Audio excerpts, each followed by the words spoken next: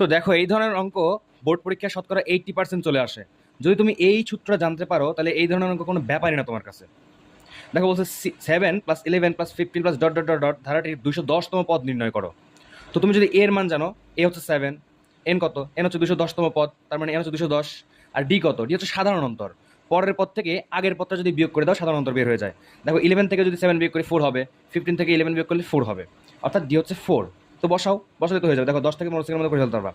বসাও, এর মান কত, 7, 7 + n-1, এর মান তোমার কত, 210, তো 210 - 1 গুণন ডি এর মান কত, আসলে 11 থেকে 7 বিয়োগ করলে 4, 4 বসাইলাম। দেখো 843। তো দেখলা তুমি মাত্র 10 থেকে 15 সেকেন্ডের মধ্যে এটা বের করে ফেলতে পারলা। তো চলো আমরা সিকিউতে কিভাবে আসলে তুমি এটা স্মার্ট ওয়েতে করতে পারবো। দেখো তো আগে লিখতে হবে, দেওয়া আছে ধারাটির প্রথম পদ এ সমান সমান কত, দেখো তো 7। এরপর ধারাটির সাধারণ অন্তর, সাধারণ অন্তর, সাধারণ অন্তর কথার মানে কি? সাধারণ অন্তর হচ্ছে পরের পদ থেকে আগের পদ বিয়োগ করে দেওয়া, অবশ্যই পরের পদ থেকে। দেখো 11 থেকে 7 বিয়োগ করলে 4, 15 থেকে 11 বিয়োগ করলে 4, তো করো ডি = 11 - 7 = হবে 4।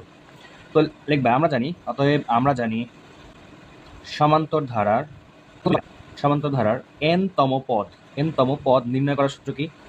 সমান, দেখো এই সূত্র a + n-1 * d, এটা ছিল না? তো এর জায়গায় তুমি এর মান বসায় দাও, n এর জায়গায় n এর মান বসায় দাও, d এর জায়গায় d এর মান বসায় দাও। তো এর মান ছিল 7 প্লাস n এর মান কত, দেখো তো 210তম পদ বের করতে বলছিল, তাহলে 210 - 1 * d কত, 4, অর্থাৎ 7 প্লাস 210 থেকে 1 বিয়োগ করলে 209 গুণন 4।